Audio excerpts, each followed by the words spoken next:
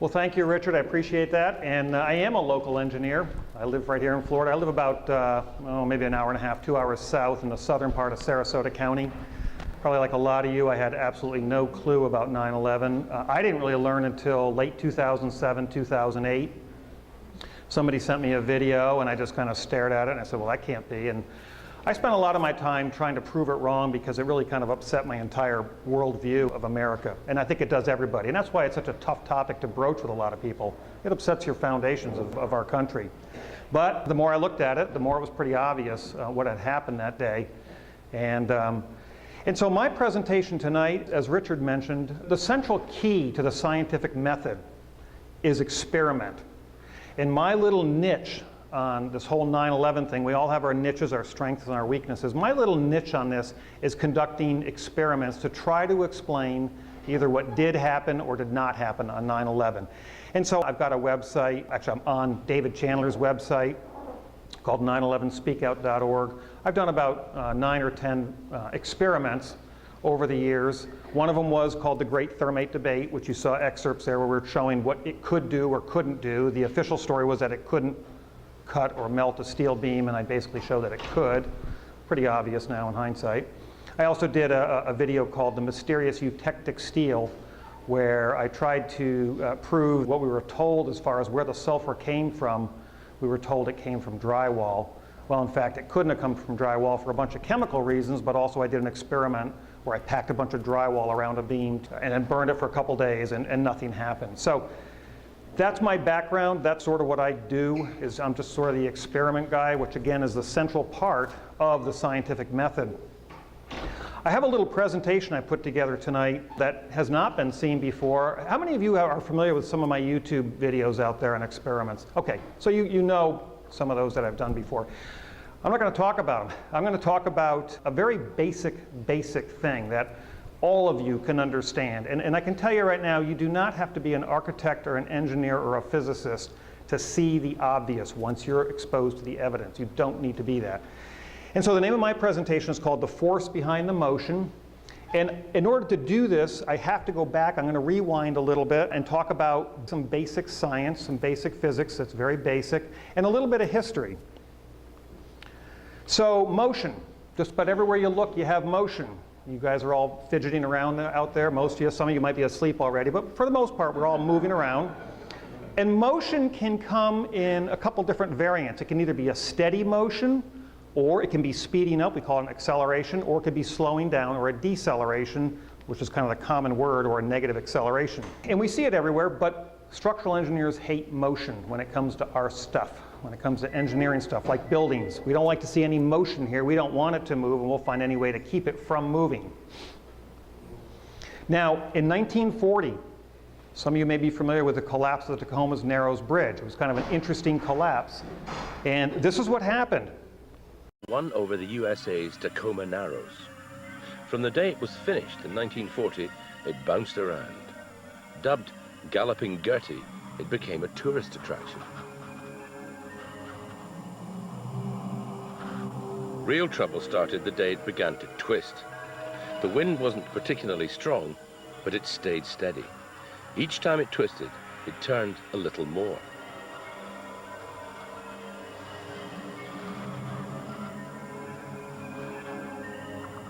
Finally, it twisted itself apart and became every bridge builder's nightmare.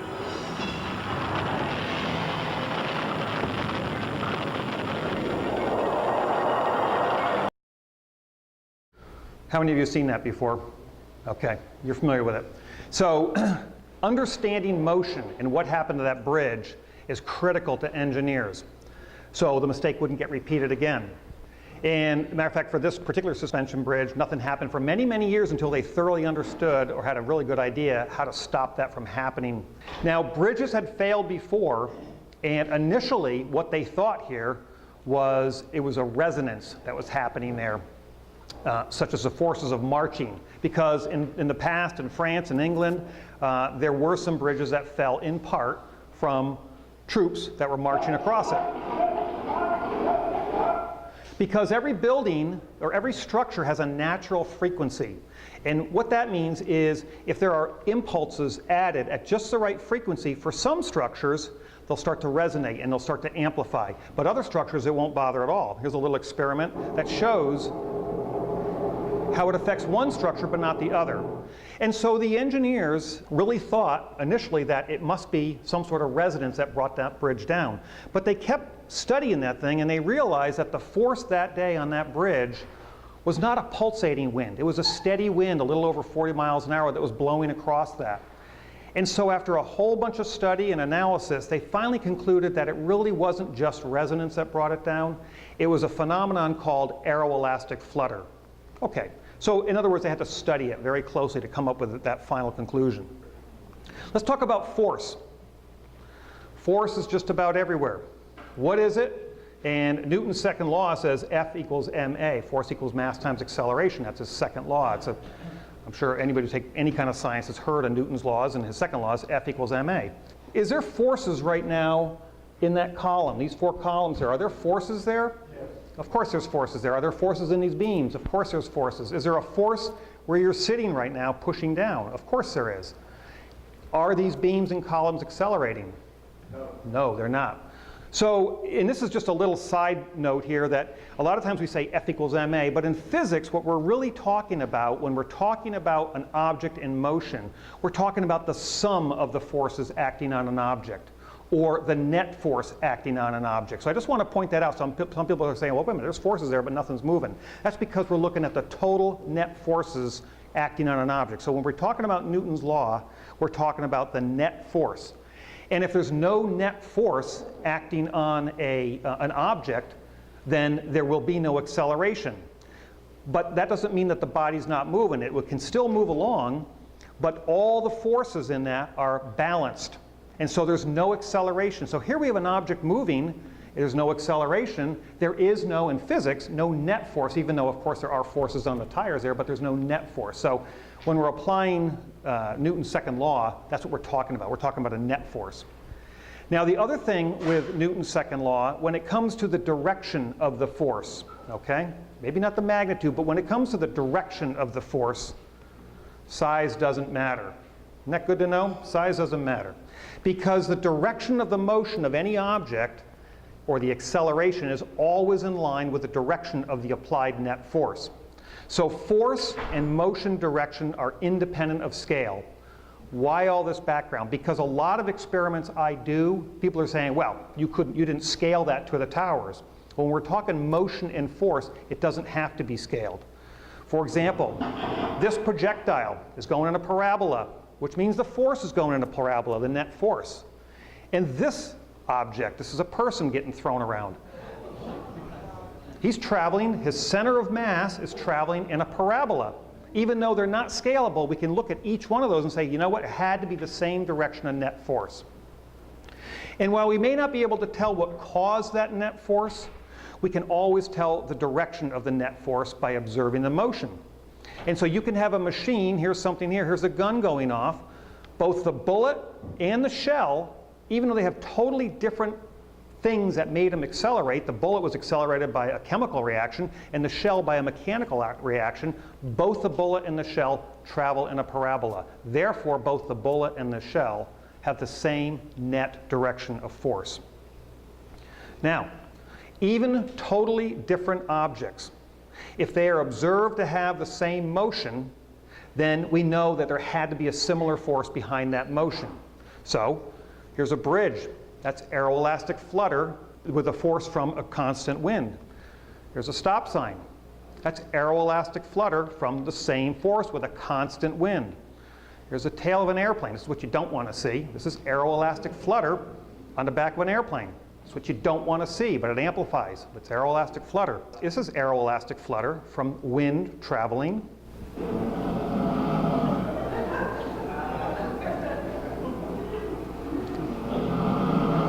I don't think she was too happy when that was taken. That's aeroelastic flutter. So the whole point of it is that you can have the same force causing motions on totally different objects. I'm going to get to the towers eventually. I got to build this base. Okay, let's talk about mathematical equations. Man is pretty smart. We can figure a lot of things out. And mathematical equations, we can do some of the simpler things in life. We know the mathematics of the force equal mass times acceleration. We know of that parabola. We have a mathematical thing. We can't do really complicated things like, I don't think you can do pouring cream into a coffee as you stir it. That's pretty complex. But we can, over the years, we can be able to analyze things based on math only. Computer models are based on math, and they're also based on assumptions, so that we can generate a cartoon, if you will, or a computer model, a simulation of what happens in nature. So this math is converted to a simulation. It does a good job. That's what we would see with a weight hanging from a spring, and we know mathematically how we can do that. But with computer simulations, very small, tiny changes in the input data, okay, can make a big difference in the end result. So you could have 1,000 lines of code in a computer simulation, and maybe one of those lines of code might say x equals 1 in one simulation, and the other one might be x equals 1.0001. It's so tiny and you can't find it unless you go through every line of code to figure out what's going on. So small changes in computer simulations can make big differences in what we observe, and you can't see it. Okay? So the input data and assumptions are critical, and honest scientists encourage others to verify that data. They want to make sure what they're assuming here is going to match nature. Now, as Richard said before, AE 911 Truth is supporting a model for the WTC-7 with transparent review and input and assumptions. But again, our government refused to release the input data for the World Trade Center 7 simulation, and that alone might tell you a little bit. Now, math and simulations must match experiment or nature to be correct. It's the key to science. It's the centerpiece of the entire scientific method. Or, as Richard Feynman said, he's a famous no-nonsense physicist, as he said, if it disagrees with experiment, it's wrong. And that simple statement is the key to science. It doesn't make a difference how beautiful your guess is. It doesn't make a difference how smart you are, who made the guess, or what his name is. If it disagrees with experiment, it's wrong. That's all there is to it. And so, computer simulations must be constantly refined over and over and over with many iterations to be sure that it matches what really happens in nature.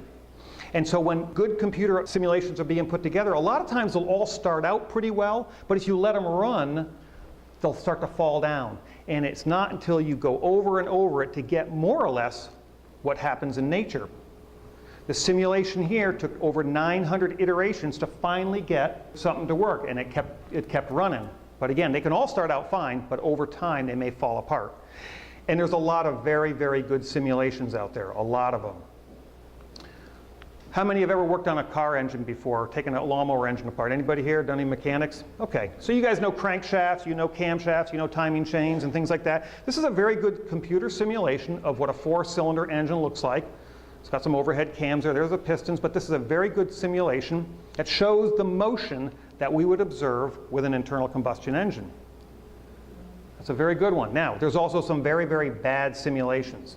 A bad simulation would be a simulation that, number one, doesn't look like what happens in nature, and number two, it didn't run long enough to make sure that it works all the way. So this is probably one of the worst computer simulations I've ever seen in my life. Which led to a single column, one column that had a large unsupported length. And that one column, the critical column, buckled. That's a bad simulation because it stopped too soon and it didn't match observation. Now for the tower's demolition, we're going to talk about the towers. The NIST, National Institute of Standards and Technology, were never able to explain the entire collapse. They stopped all their study, 10,000 pages, and their simulations of the airplane and everything else. They stopped at what we call collapse initiation, and they went no further. They went no further, so they ignored a lot of the evidence that's out there that people are bringing up. They just never addressed it because they stopped at collapse initiation. They said, oh, it's starting to go, and then it just happened because it just happened. For World Trade Center 7, as Richard pointed out, they relied on a computer simulation only. They did not do any experiments, real-life experiments, to verify that simulation. And so the head of NIST, Mr. Sunder, was asked, well, how can you be so sure that your simulation is accurate? How can you be so sure it's accurate? So here he is being asked that, and this is his response. And to use a very complicated computer model, how can you be so sure that this is actually accurate, what you want? It's a virtual proof, some might say. Well, computer models these days are incredibly robust. We actually design 1,000-foot, 2,000-foot buildings today purely based on computer models. We design airplanes that fly with computer models. We certainly can do failure analysis using computer models. Thank you. That was amazing. He's pretty proud of that response. But you'll notice he didn't answer the question. The question was, how can you be so sure it's accurate? What he answered was what they can be used for. They can be used for building analysis. They can be used to make airplanes fly. And computer models, no doubt about it, can be used for a lot of things, but it doesn't mean they're accurate. I mean, they can even make this happen.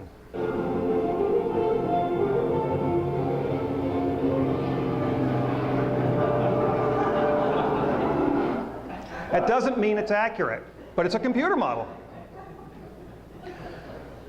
So engineers use physical models if they really want to be honest and accurate. They use physical models, such as wind tunnels, things like that, to better understand, for example, what nature is really doing. For that Tacoma Narrows Bridge, they relied on wind models.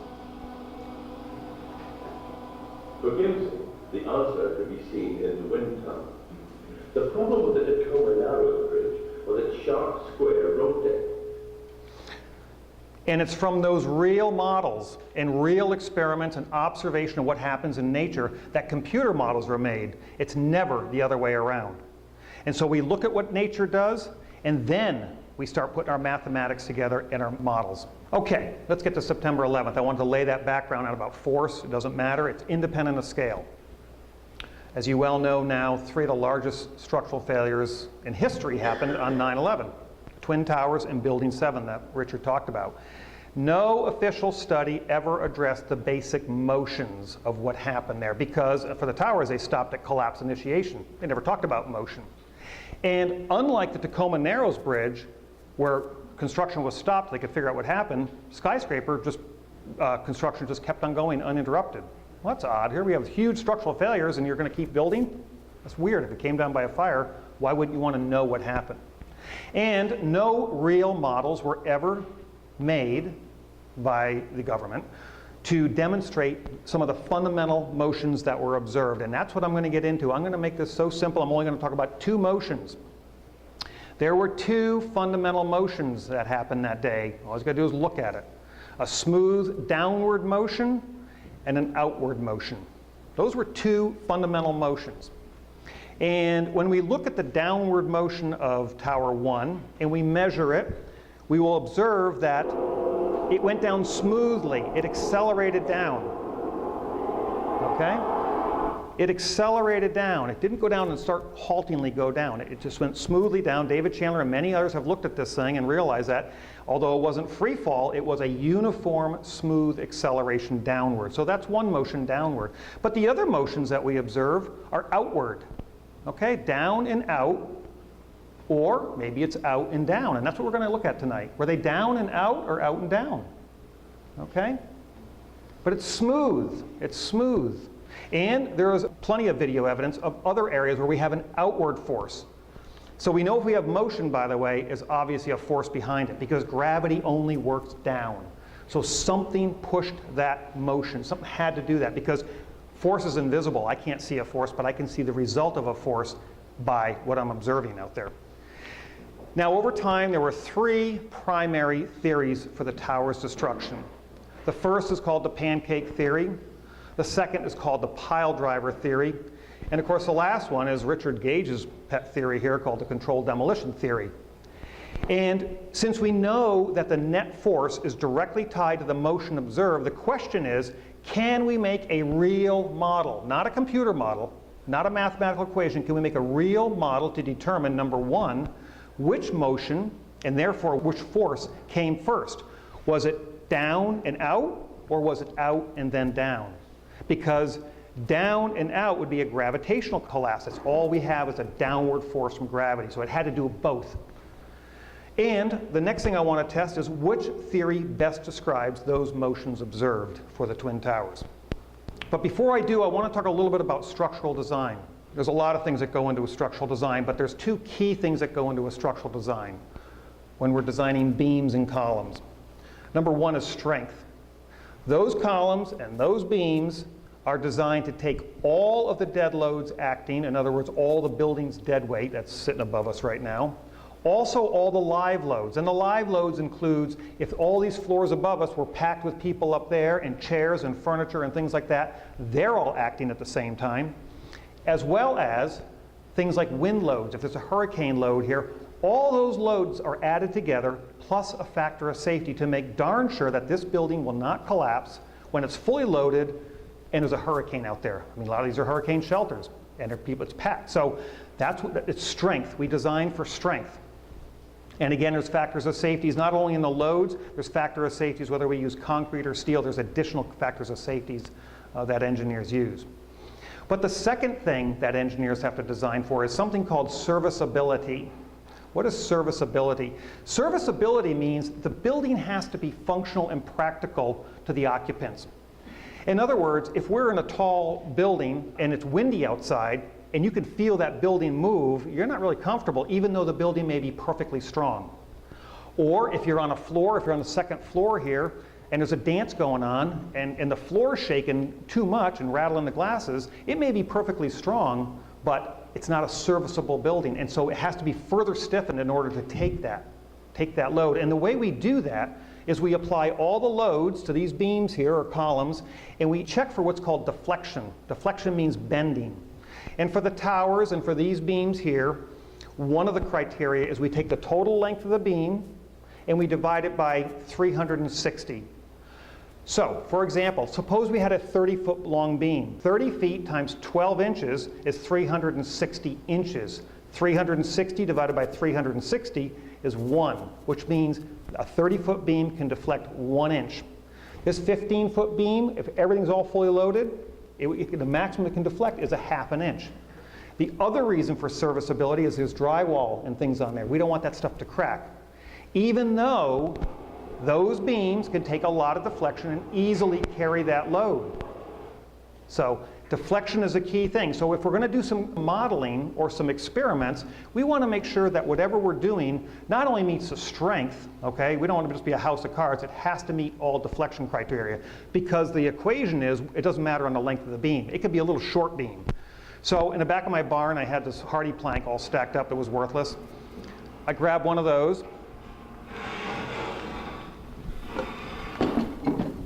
Which is one of these. And in order to build my model, I also wanted to get some loads on it.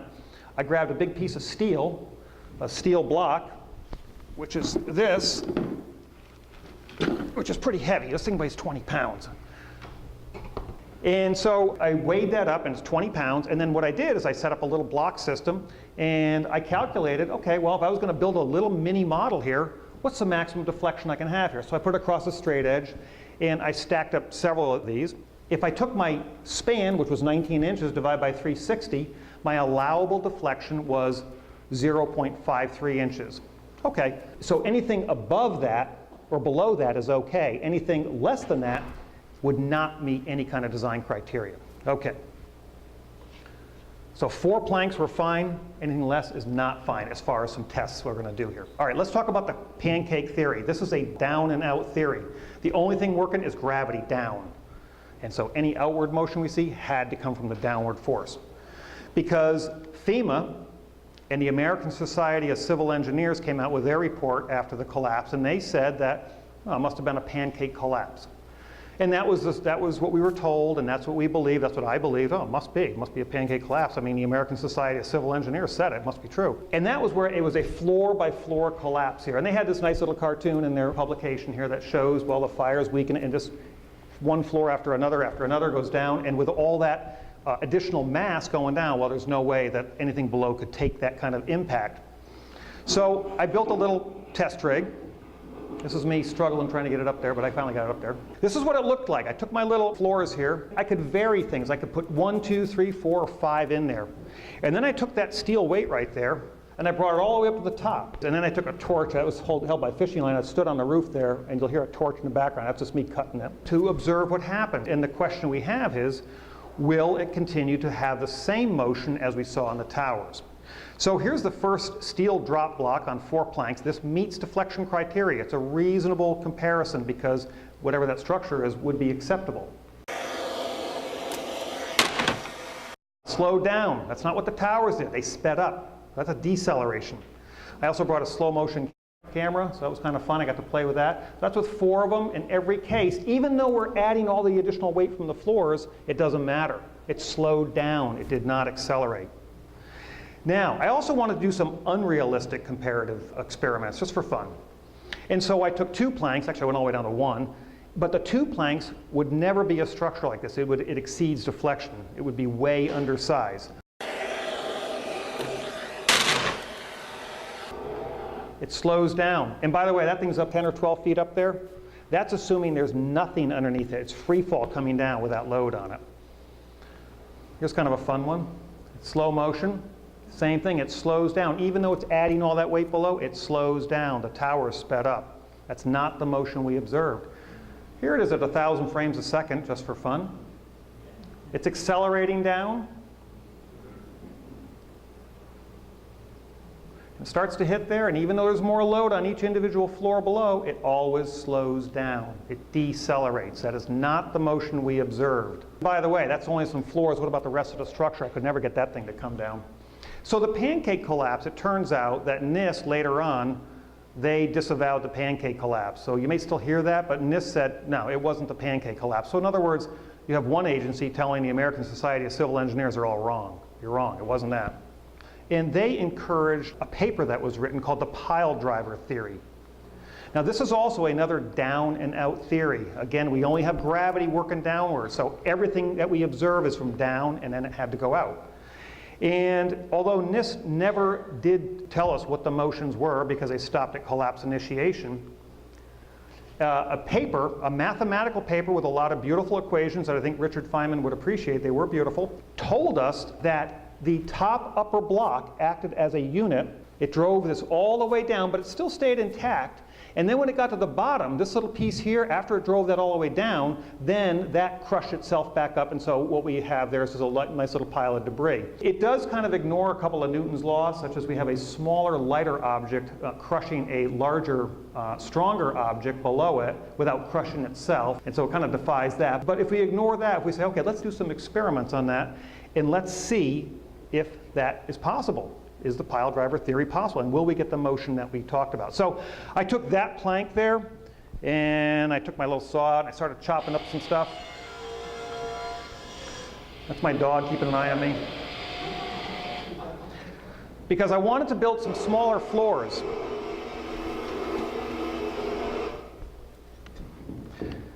And so I built a whole pile of these guys here. Little pieces of this. Those are going to be my test floors. Now, when I start building, when I start stacking my stuff up, I needed something to hold my little floors I was going to build. So I needed some core columns. These core columns, unlike the twin towers, the only purpose of those is to hold my model together. They have no structural strength except for a sideways motion a little bit. So I built a whole system in order to hold my little floors up. Now, I tried to use some steel. Really, a real world model would use steel and concrete. But I don't care if you use chicken wire or needles or rabbit cage wire. I could never get any of that to go down. So I wanted to find some very, very weak supports that would hold this up. And so we had pizza today. You ever order pizza with a big box in it? You know those little things that are in the end that hold it up? Well, I bought about 1,000 of those things. And I said, well, maybe I'll just use this about the weakest thing I can find to stack up my big tower here. So I bought those, and I started putting this thing together. And I ran some tests. And it did not accelerate down. Even though that's representative as far as the height of this thing, it's representative of it as far as the weight, but nothing ever began to drive itself down and crush itself. And then I would try stacking all the floors together, adding more weight. It would never drive itself down, even though Professor Bazant in his paper said it would, but it didn't. And again, this is just some of the experiments I did. You could try it with steel, forget it, it won't work. This is the most I could get. What about if we make a house of cards? Because people have come to me and said, well, you know, if you make a house of cards, that's obviously going to fall down. Well, first of all, a house of cards is an unrealistic comparison to the towers. Why? Because they're completely unstable and they're deformed. They do not meet our deflection criteria. Okay? But I want to try it anyhow. So, like the 9/11 Commission, I wanted to set something up that was set up to fail. And so what I did is I took my little pizza legs there, and I put them the weak way. Okay? They're very, very weak that way. And I started stacking them up. I had to put extra ones on the bottom or the whole thing would collapse before I could even start this. So here's my little mini tower. Okay, but you can see they're all deformed and deflected there. But I was really trying to get this whole crush down motion that we were seeing there. I was trying to do it on the government side as far as what we observed there. So I was trying to make it as weak and unstable as I possibly could. And I raised these things up and dropped it, and this is what happened. Hey, finally, we got it to drive down to the ground. But let's look at that a little bit closer, okay? Because, like, hey, maybe that'll support the official story. But notice, of course, there's no dust or anything like that. It just drove it all the way down. Let's slow it down and see what happens as soon as it hits it. It's accelerating, it's decelerating. That is not the motion we observe with the Twin Towers. It always accelerated. So even this, with a house of cards, does not support the motions that we observed. All right. Now, most tall structures, including the building we're in right now, are structurally tapered. In other words, they're stronger on the bottom than they are on the top. It makes sense. Think of a tree. A tree is structurally tapered. A light pole you see on the side of the road is stronger on the bottom than it is on the top. Of course, it has to carry more weight. So with the towers, not only was the steel much, much thicker, it was much thicker than that right there, it was also, they used a higher grade. They used multiple grades of steel, with the strongest steel being near the bottom and the weakest near the top. Okay, makes sense. So any model that we use should be made of a similar material, concrete and steel. I couldn't get any of that to work. I needed some much, much weaker walls to use my little tests here. So I made walls out of paper. I made a bunch of them.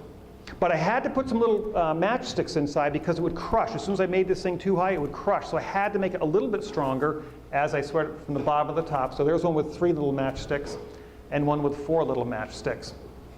Okay, so my little model will be structurally tapered. And there's my boxes of toys I made. Okay, so let's try that pile driver experiment. And once we make our walls out of paper, once we get this thing all stacked up, let's drop everything on it and see if it accelerates now with only paper walls, not even steel. Let's see what happens. Well, it didn't keep going. Okay? It stopped. It decelerated. Even though my walls are horribly deformed there, they were even before I started, by the way. It can just barely hold this thing up. It still would not go all the way down.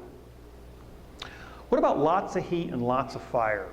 Okay, that would be another down and out story, because the story is, of course, the fire, obviously, the planes hit and we had a fire up there, weakened everything, and then it would be driven down. So it's another down and out theory. And by the way, a lot of my experiments assumes there's nothing there. But we're going to now try some heat and fire and see what happens. Now, most people, not you folks, but most people out really don't even know the basic scientific questions to ask about the tower's destruction. And most people jump to conclusions rather than taking the experimental results that they may see at face value. But I think most people understand that steel gets weaker when it's heated red hot. I think most people understand that steel gets weaker. And I think all the engineers that signed up for this for the last 15 years, I think the engineers really know that, probably more than anybody else. But there's been a recent YouTube video that's gone viral. And all the mainstream publications have been hyping it, and it has over 7 million views, which is a lot in the last couple weeks. And it was done by a blacksmith who's a good blacksmith. And he did this video because he was tired of hearing people that say, well, jet fuel can't melt steel beams. Well, of course, the point of that saying is that, right, jet fuel can't melt steel beams, and there's molten metal everywhere. There's tons of evidence for it. But he was getting tired of it, so he was trying to demonstrate what happens to steel when you heat it red hot. And so he heated up a rod in his forge, and then he could push that over by his pinky. Okay? Very weak. And so people jump to conclusions. Aha, it doesn't have to melt. If the whole tower was made of that, well, of course it's just going to fall down. But again, we need to take experiments at their face value. What is nature telling us? What can we conclude? Well, I think we can conclude that steel gets weaker when it's red hot. I think we can all agree on that. It's definitely weaker. And if there was a horizontal load on those towers, let's suppose it was a hurricane hitting those things way up high, and all the steel at the base of that tower was heated red hot, I think we could probably conclude that those towers would tip over. So that would probably be a good analysis between what he did there back and forth. He applied a horizontal force. Horizontal force. Remember, gravity is only down. That's all we were told that was happening that day. But where were the fires? Where were the fires? And again, what was the official direction of the applied force? The fires were not at the base. They were way up high. They were in the top 15% of the floors in Tower 1, and maybe a little bit more than that in Tower 2. But the fires were way up high. They were not at the base, okay? So he starts off the video, and he actually shares, when he starts his forge video here, he actually kind of does it the right way, in a way, not where the fires were, but he actually applies a downward motion. This is what he should have been doing, a downward motion. Nothing happens. It's a downward motion. Again, the heat's in the wrong place. So the real question is if the steel was red hot, if it was, I'm not saying it was, and if it was red hot where the fires really were, way up on the top of the tower, will the top section accelerate down through the colder structure below? Because the bottom area is stone cold, okay? That's the question. So last weekend, I took time out of my busy day to conduct a similar experiment as the blacksmith, because he took time out of his busy day. I said, you know what, maybe I better do the same thing. Now, I don't have a forge, and I'll be honest with you, I'm not a blacksmith. I do have an anvil, though, so I dragged my anvil out and set it on a stump. I use my oxygen acetylene torches, and I wanted to heat where the heat really was, okay?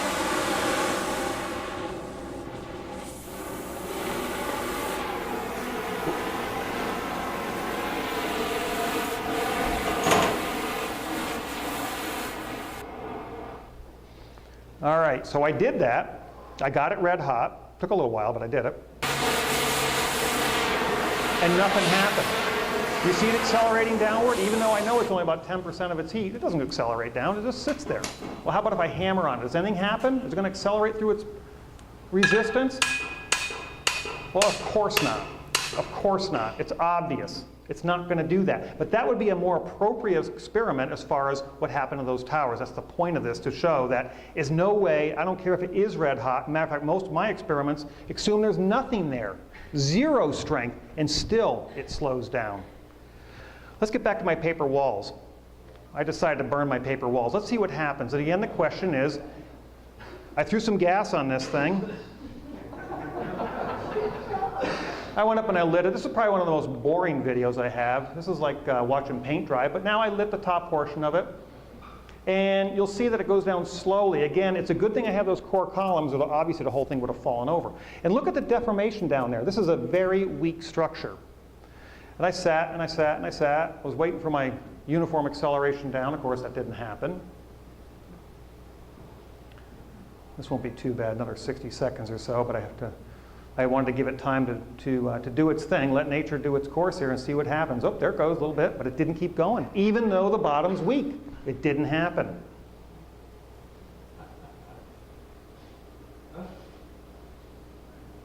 But we were told that's how the towers came down, gravity and fire alone. But real-world experiment does not confirm that.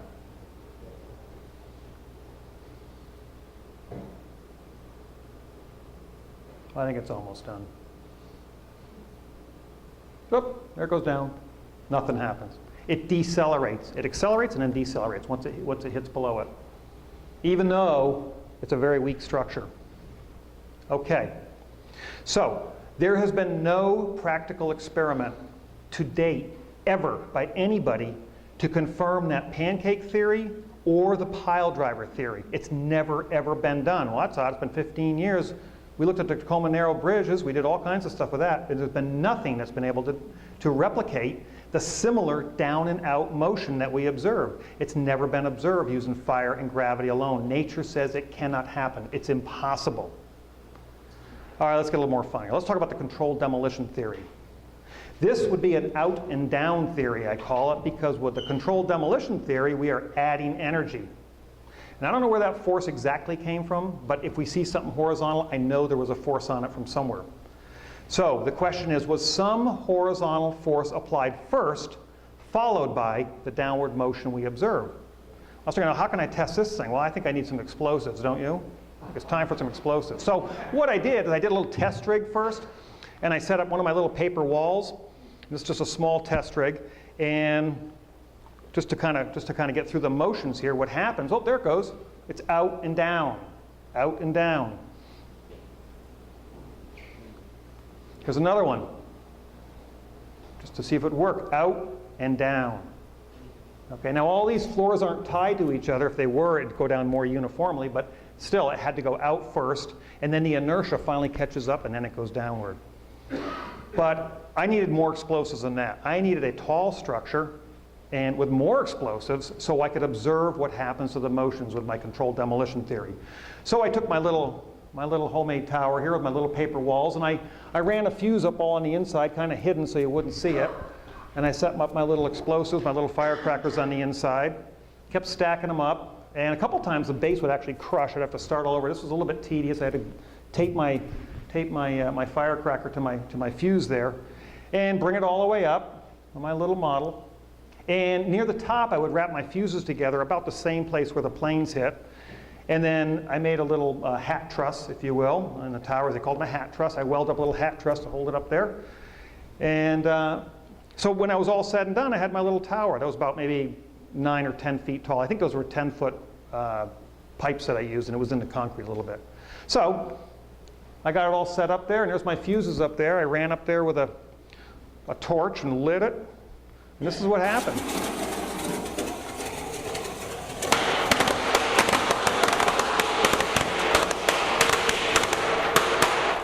Out and down.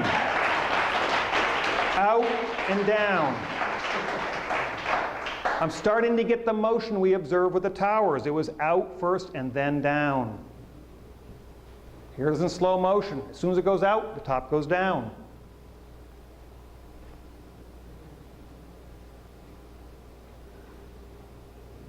We're getting horizontal things projecting out, throwing away from the structure, and we're getting an acceleration down. It's similar motion to the towers. I'm not saying that was the same force. It's similar. I did quite a few of these. They're kind of fun. I didn't blow myself up either. I almost did with a great thermate debate, but I didn't. I did all right on this one here. All right, let's see a couple more. You get the idea here. Plus, it's fun playing with firecrackers.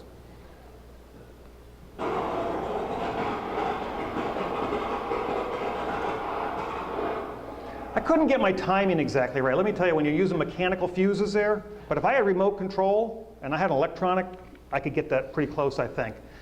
But with a fuse, it burns irregularly. And so I tried a whole bunch of different ways. Here it again, slow motion. Here we have that downward acceleration. We have a downward acceleration, but only after we get a horizontal motion.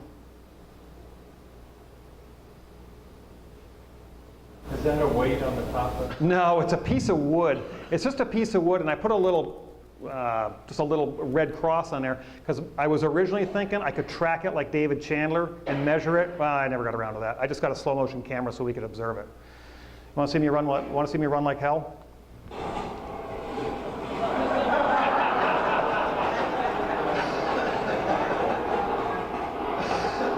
I tried all kinds of combinations, lighting at different places and playing around there.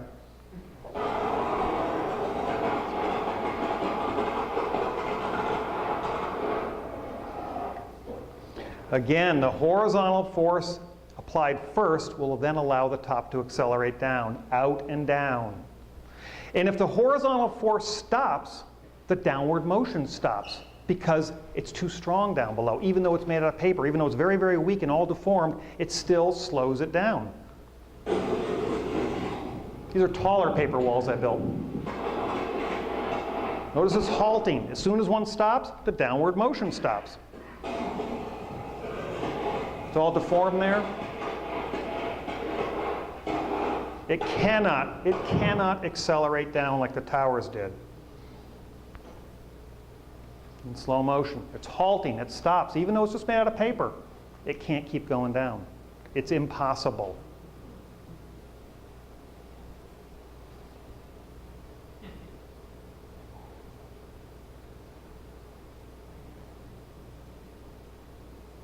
Out and then down, never down then out, which of course is the official story.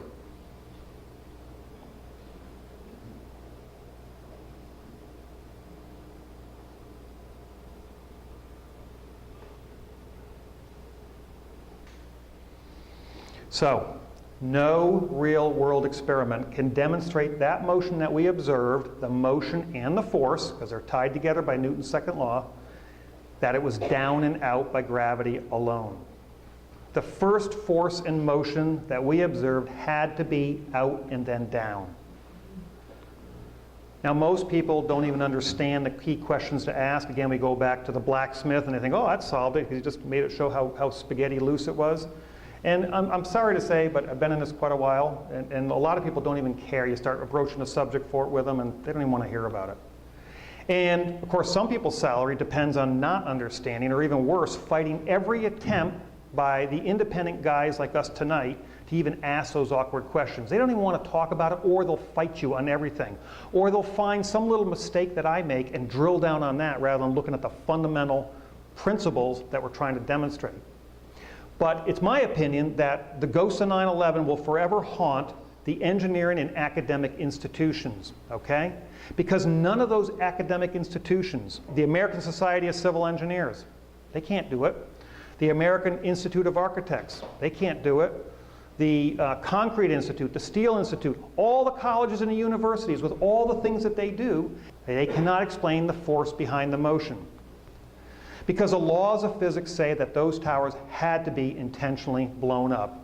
And it couldn't have been by those 19 hijackers, because it happened an hour after that plane already hit. So with that, I'm going to ask Richard to come back up. He's here, Richard, here he is. And that ends my little presentation.